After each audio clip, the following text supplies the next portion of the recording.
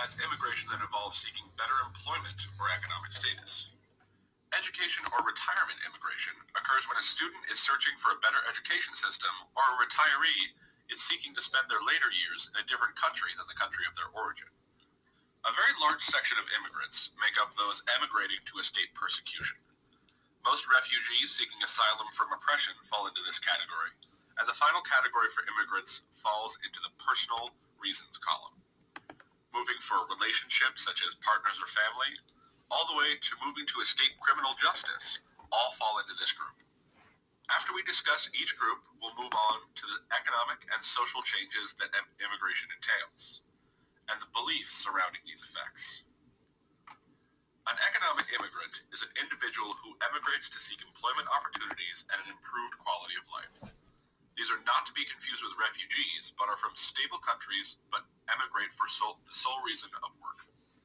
There are requirements for these immigrants, including obtaining a work visa that permits the holder to seek employment when coming to a new country, but there are some who enter the country under a tourist visa and seek employment, or enter the country as an illegal immigrant, but all enter the country in the hopes of finding work.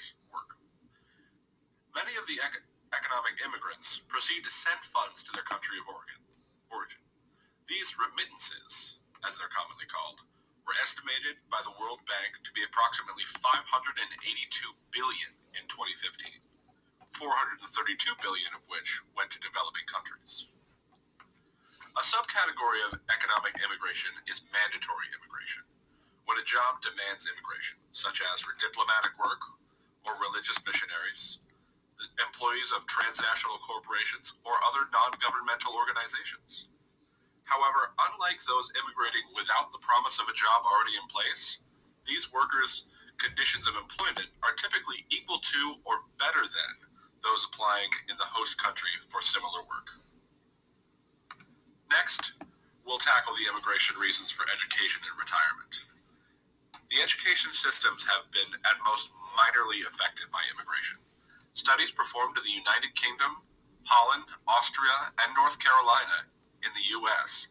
showed that test scores and student performances were not affected significantly by immigrant students.